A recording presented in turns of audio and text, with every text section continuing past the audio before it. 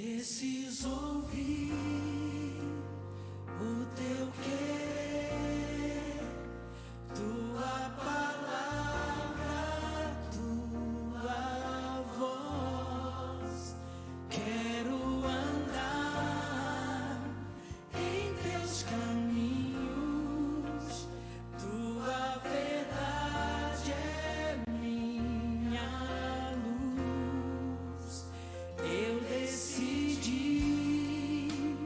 quero viver seguindo os passos do Senhor, pra não pecar,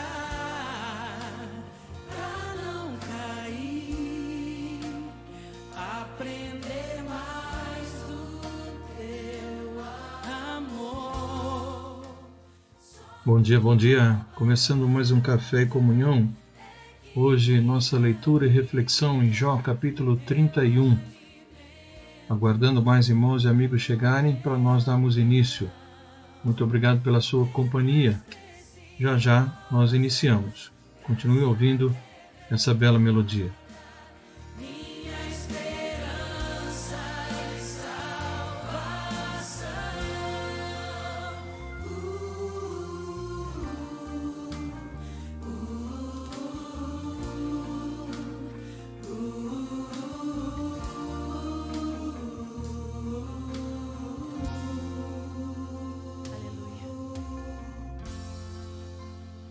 Eu decidi, quero viver seguindo os passos do Senhor,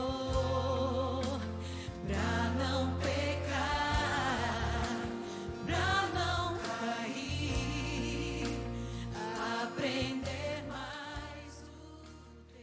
Não se esqueça de compartilhar o nosso vídeo. Convide mais pessoas para participarem conosco, tá bom?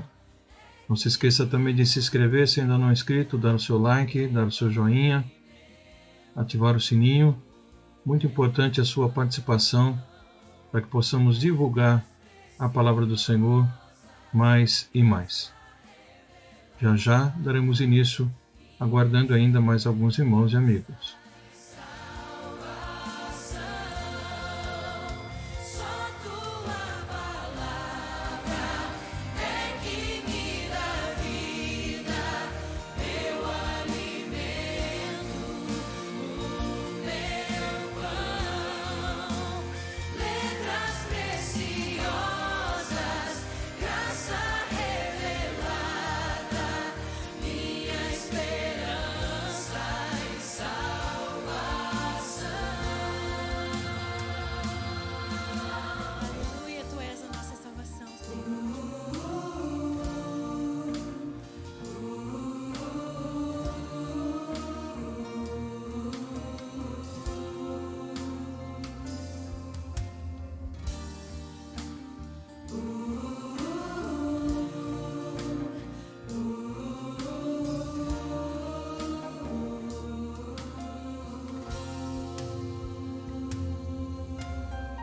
Santifica-nos na verdade, Pai, porque a tua palavra é a verdade. E que possamos declarar essa noite como salmista: guardei a tua palavra no meu coração para não pecar contra ti. Ó Deus, imprime em nossa mente e em nossos corações a tua palavra, a tua vontade, para que a tua igreja, Senhor, Muito bem, prepare, esteja vamos dar início então? para o grande reencontro contigo. Ok. Jó, capítulo 31. Nós temos aqui um resumo desse capítulo então. Vemos que o servo de Deus ele faz uma lista detalhada de todos os pecados considerados graves e que ele era inocente de cada um deles. Ele não praticou nenhum desses pecados e ele faz uma lista deles. Quais seriam? Vaidade, engano, roubo, adultério, infâmia, desrespeito, ganância, amor ao dinheiro, inveja. Ele disse: não pratiquei nada dessas coisas. Jó deu a seus amigos argumentos contundentes da sua inocência. Ele foi muito específico com relação às suas obras, tanto que eles ficaram sem argumentos. eles insistiram que ele havia pecado. Mas a sua descrição de estilo de vida e quais foram as suas escolhas nas diversas situações em que ele viveu, mostraram que de fato ele não havia cometido erro que justificasse tudo aquilo que ele estava passando. O capítulo encerra com a oração de Jó dizendo mais uma vez que gostaria de estar diante de Deus para conversar com ele e ouvir as suas respostas. O desejo do coração de Jó é ouvir de Deus o porquê ele está atravessando por toda aquela dor, por toda aquela angústia, por toda aquela calamidade na sua vida. Ele quer ouvir de Deus por quê. Talvez nós, no nosso dia a dia também, diante das lutas e dificuldades, nós queremos questionar a Deus e queremos saber os porquês. Mas nem sempre vamos ter a resposta no momento em que nós queremos. Talvez em algum outro momento, ou talvez nunca tenhamos a resposta. Mas certo é que Deus sabe todas as coisas e devemos confiar em tudo que Ele permite ou faz.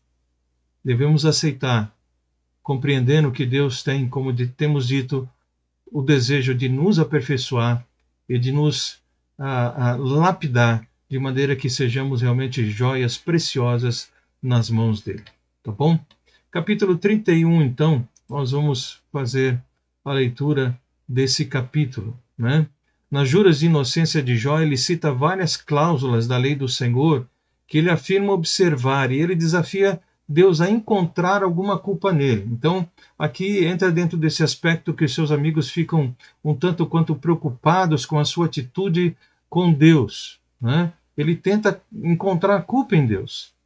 Então, o capítulo 31 é uma espécie de queixa de Jó, semelhante a um juramento de inocência, que era muito usado, então, no Oriente, na época de Jó. Nessas ocasiões, o acusado ele alegava sua inocência perante uma corte. O teor ético da confissão de Jó, porém, com a sua ênfase na motivação, na sua postura interior, né, mantém-se, então, como um discurso único e sem paralelos, olhando para o Velho Testamento.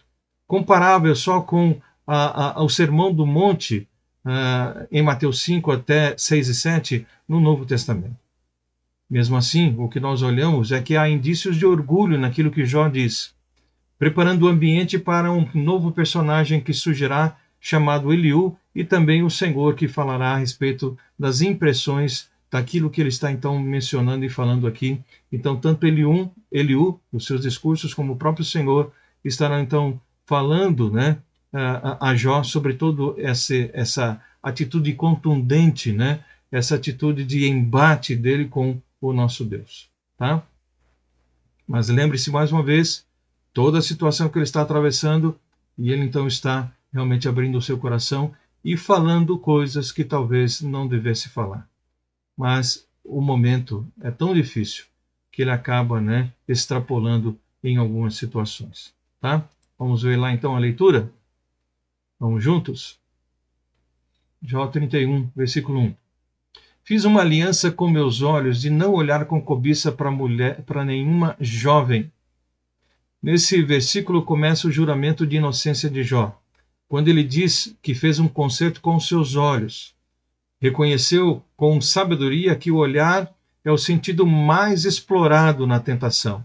Então ele diz que ele não olhou com cobiça para nenhuma jovem.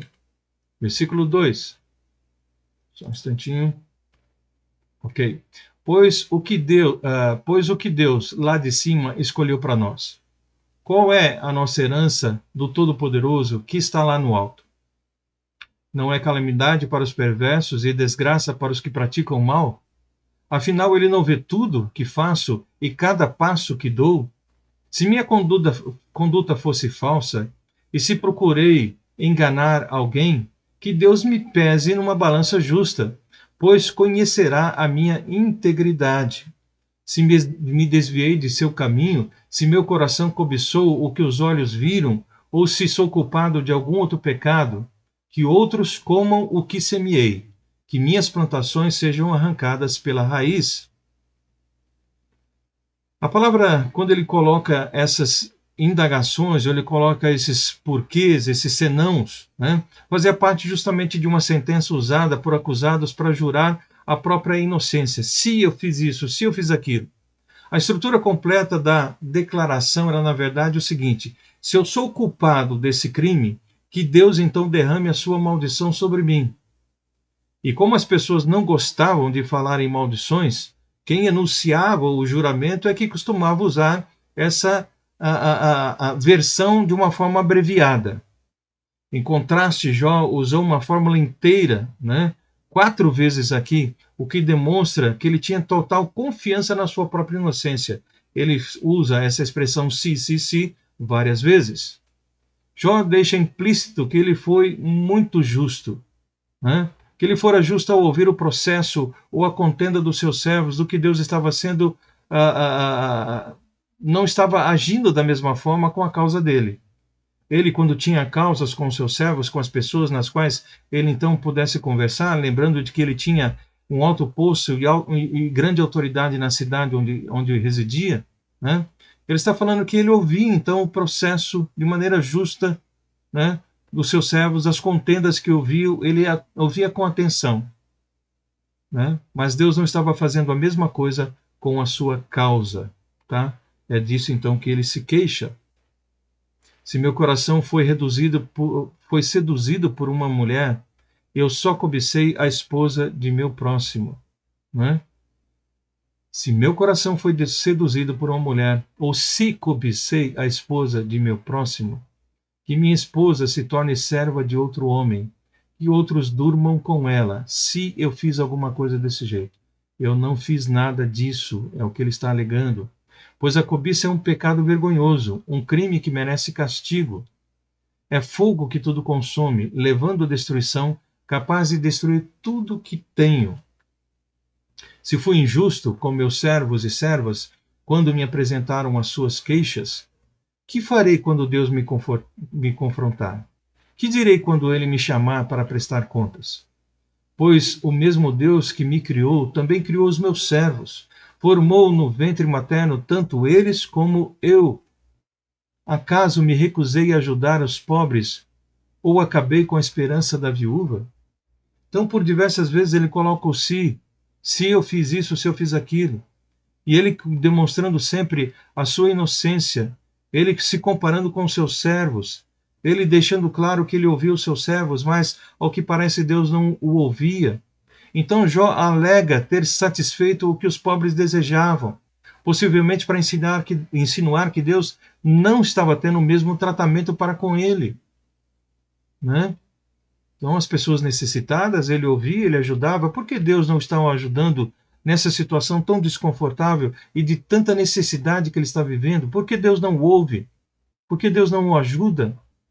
Fui mesquinho com meu alimento e me recusei a compartilhá-lo com os órfãos? Por acaso eu fiz isso em algum momento? Não. Desde a juventude tenho cuidado dos órfãos como um pai, e por toda a vida tenho ajudado as viúvas. Sempre que vi alguém passar frio por falta de roupa, e o pobre que não tinha o que vestir, acaso eles não me abençoavam por lhes prover roupas de lã para aquecê-los? Se levantei a mão contra o órfão, certo de que os juízes tomariam meu partido, que meu ombro seja deslocado e meu braço arrancado da articulação. Então, veja, ele coloca de uma forma muito clara. Ele tem certeza de que ele não fez nada diante de Deus que pudesse desaboná-lo e justificasse tanto sofrimento. Tanto que ele coloca as suas palavras, ele coloca as situações de uma forma muito clara, muito cristalina. Se eu fiz alguma coisa que realmente desagradou o Senhor, que meu ombro seja deslocado, que meu braço seja arrancado. A perda de um braço na antiguidade, em geral, significava a perda de renda, respeito e até mesmo a própria vida. Então era algo muito sério que ele está falando aqui. Então ele não falaria isso se ele não tivesse realmente certeza do que ele estava dizendo. Ele tem certeza da sua inocência. Seria melhor que enfrentar o castigo de Deus, pois se a majestade de Deus é contra mim, que esperança me resta? Que esperança resta? Acaso confiei no dinheiro ou me senti seguro por causa do meu ouro? Acaso me vangloriei de minha riqueza e de tudo que possuo? Olhei para o sol que brilha no céu ou para a lua que percorre seu resplendor, e em segredo meu coração foi seduzido a lhes lançar beijos de adoração? A frase "a minha boca beijou, né, a minha mão" reflete um antigo costume, como ele diz aqui, a respeito de lançar beijos de adoração, um antigo costume na época de beijar a mão, né, antes de lançar como um beijo para os astros, para os corpos celestes, né?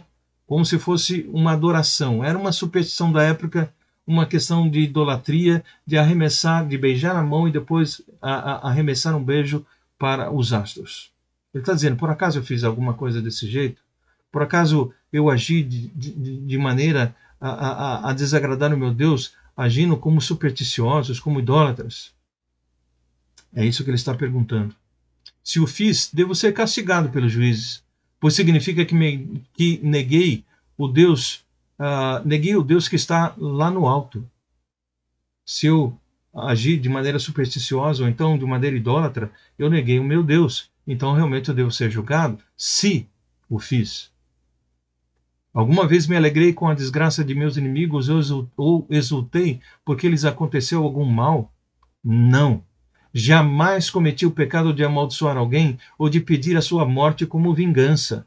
Meus servos nunca disseram, ele deixa os outros passar fome. Nunca deixei o estrangeiro dormir na rua. Minha porta sempre esteve aberta para todos. Acaso procurei encobrir meus pecados, como outros fazem, e esconder a culpa em meu coração? Mantive-me calado e não saí de casa por medo da multidão ou desprezo do povo? Deus que está lá em cima, por que não faz alguma coisa? O que está acontecendo? Jó acreditava resolutamente num Deus único e vivo, aquele Deus que está lá em cima. Embora ele habitasse no mundo com crenças, em vários deuses, uma idolatria, um paganismo muito grande, Jó acreditava na existência de um único Deus, Criador e Senhor de todas as coisas. E ele já mencionou isso nos seus escritos, falando sobre o mar, falando sobre a lua, sobre as estrelas, o sol, sobre as aves, os animais, as montanhas. Ele usou muitas figuras para poder expressar a criação de Deus. Então esse texto mostra um monoteísmo, a fé em um único Deus, em contraste com o politeísmo então que havia ou prevalecia na sua época. Versículo 35.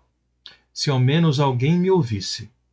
Vejam, aqui está a minha defesa assinada. Assinada.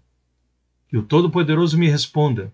Que meu adversário registre sua denúncia por escrito. Eu enfrentaria a acusação de peito aberto e a usaria como coroa. O desejo de Jó de que alguém o ouça parece expressar justamente o seu anseio contínuo por um intercessor, um árbitro, um juiz que lhe fosse imparcial. Seu intento refere-se então à sua assinatura por extenso, anexa ao seu juramento de inocência. Ele requer uma audiência onde Deus, o justo juiz, possa responder quais são as acusações contra ele e registre, escreva a sua absolvição num livro. Ele quer que todos saibam de que ele é um homem íntegro. Isso equivale a um documento legal. Portanto, Jó talvez estivesse insinuando que Deus não estava seguindo a conduta jurídica apropriada. Eu quero que assine, eu quero que realmente a minha inocência seja assinalada e que todos saibam disso, que isso fique registrado e não apenas enunciado. Pois eu diria a Deus exatamente o que tenho feito. Compareceria diante dele como um príncipe. Se a terra protestar contra mim, se todos os meus sulcos clamarem, se roubei suas colheitas, ou se matei os seus donos, que cresçam espinhos em lugar de trigo e ervas daninhas em lugar de cevada. Assim terminaram as palavras de Jó. Então o que nós vemos aqui é que Jó acreditava que as acusações por escrito seriam tão poucas, ou quase nenhuma, ele poderia exigir o documento com orgulho, exibir esse documento com orgulho, para que todos pudessem ver que ele não tinha essa culpa toda que está sendo jogada sobre as suas costas. Jó mostraria a Deus o número dos seus passos, ou prestaria contas do ato, do pensamento que ele tivesse. A sua ideia de aproximar-se de Deus como príncipe mostra a sua confiança no fato de que seria absolvido. Porém, denunciava a sua confiança nas obras da lei, em vez de confiar na graça divina. Uma atitude que o próprio Deus condenará mais à frente. Lá no capítulo 48 e depois do capítulo 40, Jó será repreendido por causa dessa sua atitude. Porque ele expressa agora uma situação em que ele põe a sua confiança nas suas obras e se esquece da graça de Deus que está acima de toda essa situação legal. Os 3 amigos de Jó, então, pararam de responder, pois ele insistia em dizer que era inocente. Isso é o capítulo 32, né? Nós vamos então, se Deus permitir, começarmos esse novo capítulo depois, né? Então acabaram-se as palavras de Jó, e pela segunda vez o diálogo se encerra com um impasse. Ele terminou de falar e os seus 3 amigos não têm mais nada a dizer. E isso leva às palavras que nós vamos ver depois, né, de um novo orador, então, que é chamado Eliú. Entra aí um novo personagem, além de Elifaz, de Bildad e Zofar, agora entra um novo orador que se chama Eliú, e nós vamos ver então o que ele vai falar a respeito de Jó, quais serão as suas impressões. Isso é o que nós temos então no capítulo 31. Tudo o que o ser humano mais deseja é voltar para Deus. É o que Jó tinha como desejo. De poder estar na presença de Deus, de se voltar para Deus e sentir que Deus estava realmente aprovando a sua vida. Não são os bens, a saúde ou mesmo a satisfação de vida em termos gerais, mas é o relacionamento com Deus que mais importa para todos nós. Pelo menos deveria ser isso. Deveria ser esse o seu e o meu pensamento, o seu e meu alvo. Realmente estarmos na presença de Deus, né? Tendo um relacionamento real, diário com Ele, colocando diante dele a nossa vida à sua disposição para que Ele possa então nos usar segundo a sua vontade. Perto dele nos sentimos seguros. Perto dele nós nos sentimos satisfeitos e amparados. Como diz o salmista, né? Nós podemos descansar à sombra do Altíssimo, debaixo das asas do Altíssimo. Esse é o nosso lugar de refúgio, esse é o nosso lugar de segurança, esse é o nosso lugar de abrigo, esse é o lugar de provisão, esse é o lugar onde tudo que você e eu precisamos podemos ter. É justamente descansando à sombra das asas do Altíssimo, do Onipotente, aquele que pode nos fazer realmente descansar de todos os labores dessa vida tão difícil, dessa vida tão aflita. Que Deus possa nos abençoar mais uma vez nesse dia e que nós possamos realmente buscar, se não temos feito isso, descansarmos no Senhor. Mesmo diante de tantas aflições, vamos buscar um lugar de refúgio, vamos buscar um lugar de descanso. Esse lugar é debaixo das asas do Senhor, é debaixo das asas do Altíssimo. Lá a sombra, lá tudo que nós precisamos, lá nós podemos nos refrigerar, nos refrescar, podemos ser consolados, confortados, ajudados. Então que Deus o abençoe. Se você está atravessando algum momento difícil na sua vida, entenda isso. Você pode descansar debaixo das asas do Senhor nosso Deus.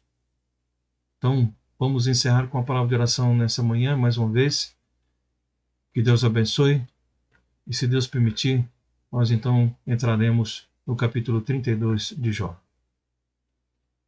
Vamos compartilhar essa mensagem com o maior número de pessoas possíveis, para que possam saber que no Senhor nós podemos ter descanso. E que realmente o que importa nesta vida é o nosso relacionamento com Ele. As demais coisas, Ele no tempo certo nos acrescentará e nos dará, de acordo com aquilo que nós precisamos, para que em tudo sejamos abençoados, satisfeitos e o nome dele seja glorificado. Pai, obrigado por essa manhã mais uma vez, obrigado pela tua palavra, que ela possa encher o nosso coração de esperança e que nós possamos, ó Deus, estar entendendo que o que mais importa nessa vida é estarmos, ó Deus, na tua presença, é estarmos descansando debaixo das tuas asas. Dai-nos um bom restante de dia. Prepara-nos, ó Deus, o nosso coração, a nossa vida para os dias vindouros, onde nós possamos estar realmente diante do Senhor, buscando fazer o que te agrada e assim, ó Deus, abençoarmos as pessoas que estiverem ao nosso redor e também sermos, ó Deus, abençoados e confortados e ajudados pelo Senhor. Oramos assim agradecidos, em nome de Jesus. Amém. Que Deus abençoe, meus queridos. Que todos tenham um bom restante de dia na graça e na paz do Senhor, tá bom? Nosso próximo texto, então, nossa próxima reflexão, Jó, capítulo 32. Se Deus permitir, estaremos juntos. E um grande abraço até vocês. Então, e até lá, esse é o nosso próximo encontro. Forte abraço.